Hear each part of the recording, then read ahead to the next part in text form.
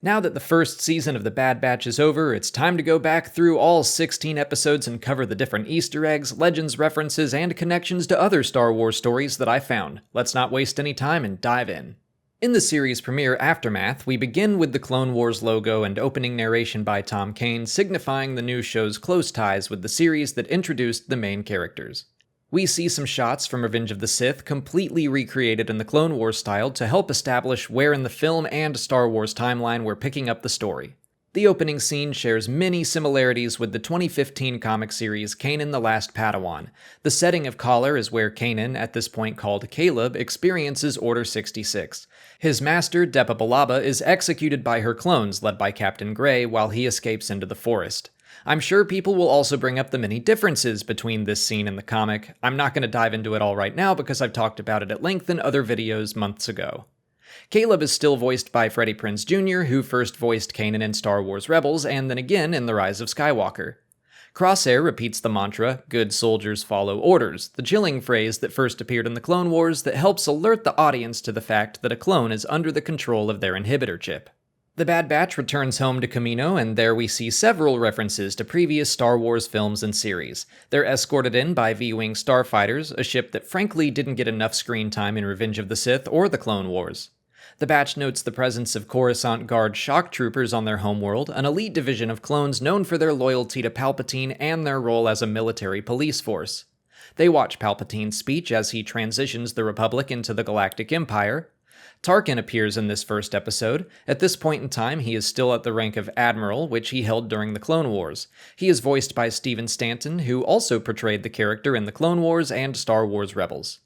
When Echo spots Tarkin, he gives him a good glare. That makes sense. The last time Echo saw him, he wound up nearly dead and captured by the Separatists.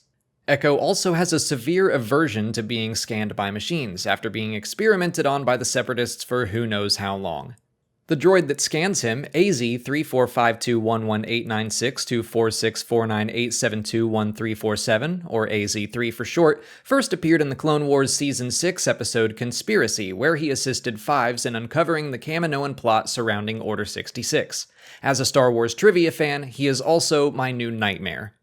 Admiral Tarkin evaluates the Bad Batch's performance in the training facility that is set up much like the Citadel Challenge seen in the Clone Wars episode Clone Cadets. During the evaluation, they face upgraded droids that share similarities with the DT series Sentry droids first seen in the Star Wars Rebels episodes The Winkathu Job and Through Imperial Eyes. The DT model itself shares similarities with the Dark Troopers seen in The Mandalorian as well. The Batch travels to Onderon to deal with Saw Gerrera and his insurgents. Of course, Saw has become prominent in Star Wars storytelling, first appearing in the Clone Wars Season 5, then Rogue One, Star Wars Rebels, Star Wars Jedi Fallen Order, and several books and comics. This design of the character shows more of his transition between his Clone Wars and Rogue One appearances. Andrew Kashino returns to voice the character once again. At the end of the episode, the Batch plots a course for Sector J-19 to meet up with a friend they know. J-19 was the sector that contained the Seleucami system, which leads us right into the next episode, Cut and Run. On Seleucami, the Batch joins up with Cut Lawquane, the deserting clone from Season 2 of the Clone Wars. His family members are all present as well. We see our earliest mention of chain codes in the Star Wars timeline, a form of galactic registration that was first mentioned in the premiere episode of The Mandalorian. Omega is attacked by a young Nexu, a cat-like creature that also attacked Padme in the Geonosis arena in Attack of the Clones. During their escape from Seleucami, Wrecker pulls the magnetic clamp off of the Havoc Marauder. While we don't see it happen, Beckett requests some Wookiee strength to remove a similar clamp from the Millennium Falcon in Solo: A Star Wars Story. Cut and his family escape in a Star Commuter 2000 shuttle, a ship first seen in the Star Wars Rebels episode Droids in Distress. We once again get the pleasure of seeing the Gonk droid Gonky used in Wrecker's workout routine, which was first seen in the Bad Batch arc of the final season of the Clone Wars. In the episode Replacements, the rations the Bad Batch eat are similar to the rations and the box Luke eats from on Dagobah in The Empire Strikes Back. We learn that Project Warmantle involves the training of non-clone soldiers for the Empire. Warmantle was first mentioned as one of the other secret project codenames Jyn Erso reads out on Scarif while searching for the Death Star plans. The new elite squad of troopers wear black clone armor with green lenses, reminiscent of Death Trooper armor also first seen in Rogue One. Apparently, Tarkin got a promotion to Grand Moff at some point between the first and third episodes. This could be a texture error or something, because according to the Tarkin novel, his promotion is still a ways off, but it's not a big deal. The oxygen masks worn by the Bad Batch after their crash landing are similar to the masks worn by Han, Leia, and Chewie while they explore the inside of the space slug in The Empire Strikes Back. There are a lot of Empire references in this one. The scene where the Ordo Moondragon first appears and scares Omega very closely resembles the Mynock scaring Leia. In the episode Cornered, the Bad Batch considers traveling to the planet Idaflor, which is an anagram for Florida. Instead, they head to Pantora. We've seen Pantoran people as early as Revenge of the Sith, but this is the first time we've seen the planet so prominently on screen. It was designed for the Dark Disciple arc of the Clone Wars, which was never completed and turned into a novel instead. A couple familiar-looking creatures can be seen in the Pantoran market, Tukakats and Vorpax. Vorpax originally appeared in Star Wars Resistance as the pet of Tora Doza, Buggles. Another Resistance design appears in the form of the adorable LE series droid named Clink.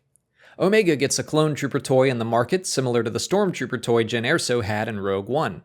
And of course, this episode features the animated debut of Fennec Shand, who first appeared in The Mandalorian's 5th chapter, The Gunslinger. She is still played by Ming-Na Wen. In the episode Rampage, the Bad Batch heads to Ord Mantell, a planet first mentioned by Han Solo in The Empire Strikes Back. Similar to Pantora, it was originally designed for the Son of Dathomir arc of the Clone Wars, which was never finished.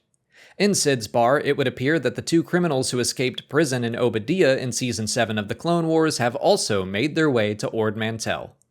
Zygerian slavers make another appearance, still in the slaving business. They first appeared in a Season 4 arc of the Clone Wars, but they were originally mentioned in a role-playing sourcebook back in 1987. The lead Zygerian, Rainey, mentions rebuilding their facilities on Kadavo. We saw those facilities destroyed in that same arc of the Clone Wars. Bib Fortuna confronts Sid at the behest of Jabba the Hutt, hoping to secure the Rancor Muchi. Bib is voiced by Matthew Wood, who voiced General Grievous and the battle droids, but also physically played Bib in The Phantom Menace and The Mandalorian. The young girl the Batch initially mistakes as Muchi is a Faline, the same species that runs the criminal syndicate Black Sun as seen in the Clone Wars. In the episode Decommissioned, the Batch travels to Corellia. The planet's look is reminiscent of its appearance in Solo, A Star Wars Story. In order to sneak onto the planet, they attach their shuttle to a cargo ship, similar to the way Han Solo hides on the back of a Star Destroyer in The Empire Strikes Back. The droid decommissioning facility was inspired by the droid construction facility seen in Attack of the Clones. The Batch's mission is interrupted by the Martez sisters, Trace and Rafa, who first appeared in the final season of the Clone Wars. They are accompanied by the astromech droid R7A7, Ahsoka's old droid seen as early as the Clone Wars Season 1 episode Storms over Ryloth. When the police droids begin their attack on the Batch and the Martez sisters, one of them says Ichuta, the same phrase a protocol droid says to C-3PO in The Empire Strikes Back. We still don't know what it means, but we do know it's rude. In the episode Battle Scars, the Mantell mix served on Ord Mantell is basically the popcorn-like snack served at Galaxy's Edge called Outpost Mix. The name Mantell Mix implies that different planets have their own recipes. The Batch and Rex travel to Bracca to find a Venator-class Star Destroyer to remove their chips. Bracca was a junkyard planet where Clone Wars-era ships were salvaged and repurposed for the Empire, first introduced in the video game Star Wars Jedi Fallen Order.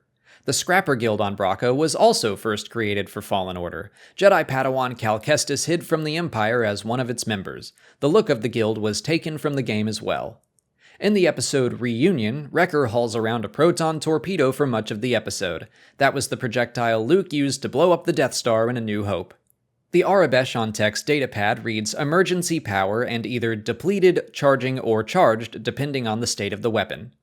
Cad Bane and Toto 360 make their triumphant return to Star Wars television in this episode. Bane hasn't been on screen since the 2012 episode Crisis on Naboo in Season 4 of the Clone Wars. Toto hasn't been seen since the 2010 episode Hunt for Zero. Bane's standoff with Hunter is obviously heavily influenced by Western films. Cad's character design was based on the titular bad character in The Good, the Bad, and the Ugly. In the final scene of the episode, we get a first-person perspective from inside Hunter's helmet. The heads-up display is reminiscent of what players saw in the first-person shooter game Star Wars Republic Commando. Many sound effects from the game were also used throughout the series. In the episode Bounty Lost, we see Cad Bane's new ship, the Justifier. It was first designed for the Boba Fett arc that was set to appear in the Clone Wars before the series was cancelled. We also see that a metal plate is now fitted on Cad Bane's head. This is likely another remnant from that Boba Fett arc, which would have seen the two bounty hunters in a duel very similar to the one we saw in the previous episode. Rena Owen reprises her role as Taun We from Attack of the Clones. Unfortunately, the appearance is short-lived. In the episode Common Ground, Raxus appears as the former capital of the Confederacy of Independent Systems. Its first appearance was in the Clone Wars episode Heroes on Both Sides. The name Raxus comes from the junk planet Raxus Prime, which appeared in several video games. The two planets are likely related, but are obviously not one and the same. The interrogator droid brought to be used on Senator Singh is very similar to the one used on Leia in A New Hope. Omega hustles bar patrons for money playing holochess, or Dejeric in this episode. The game first appeared in A New Hope, but the version in the Bad Batch is completely holographic, meaning the holotable in Sid's bar is able to play many kinds of games, not just holochess. The episode Devil's Deal feels like a direct continuation of events that began way back in the first season of the Clone Wars. The Ryloth arc of that series established the Republic fighting alongside the Twi'lek Resistance, laying the groundwork for an eventual occupation. Chopper and Hera appear in the episode, two characters that were originally created for Star Wars Rebels. Hera speaks in her native Twi'lek accent at this age, an accent that we can hear in one episode of Star Wars Rebels when she is reunited with her father. The Empire establishes a dunium mine on Ryloth. That metal was heavily used in the construction of the Death Star. We see a clone turbo tank used as a prisoner transport on Ryloth. We also see that vehicle used for the same purpose on the planet Wobani in Rogue One. In the episode Rescue on Ryloth, Tech and Wrecker perform a drifting maneuver in the Havoc Marauder. The sound design matches the boost and drift sound effects that can be heard in the game Star Wars Squadrons. Everyone's new favorite clone, Hauser, delivers a speech to his fellow clones and is able to break through to them despite their inhibitor chips. This is similar to what we see happen in the comic Kanan the Last Padawan, where Caleb is also able to break through to the clone Grey. At the end of the episode, Cham Syndulla vows to return to Ryloth. We see that he does so to begin the Free Ryloth movement in the novel Lords of the Sith and the animated series Star Wars Rebels.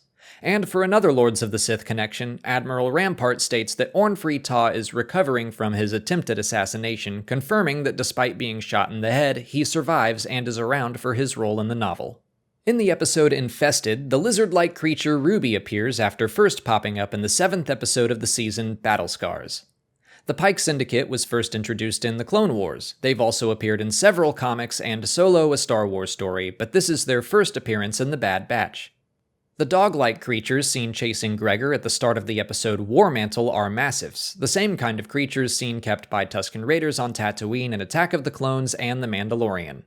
Gregor, of course, first appeared in the Clone Wars as an amnesiac clone commando. He later appeared in Star Wars Rebels, where he was depicted as a little crazy. His appearance in the Bad Batch bridges the gap between those two mental states. The idea that clone commandos trained standard troopers was first established in the Republic Commando novels by Karen Traviss. One of the clone commandos seen on the planet Daro was specifically designed to resemble RC-1262 or Scorch, first seen in the 2005 video game Republic Commando. The armor worn by TK troopers was inspired by the concept art for stormtroopers Ralph McQuarrie created for Star Wars A New Hope. In the episode Return to Kamino, Grand Moff Tarkin delivers his classic line, "You may fire when ready." That's becoming sort of a catchphrase for him. He first said the line in A New Hope when destroying Alderaan, and he repeated it in Rogue One on Scarif as well. In the season finale, Kamino Lost, the Imperial medical technician at the end of the episode is wearing the same kind of uniform and patch as Dr. Pershing from The Mandalorian. The concept art for that Imperial base is labeled as being Mount Tantus on the planet Wayland. Both were originally created for the Legends Thrawn trilogy of books. Tantus was an Imperial storehouse for the Emperor that also contained a large cloning facility. And that's everything I caught. Over 80 Easter eggs, references, and connections to other Star Wars content found in The Bad Batch Season 1. Let me know what I missed in the comments. If you haven't already, please like this video, subscribe to the channel, follow us on Twitter, Instagram, and Facebook, and consider checking out our Patreon page where we've got audio commentaries and video reactions for Bad Batch episodes as well. As always, thanks for watching, and may the Force be with you.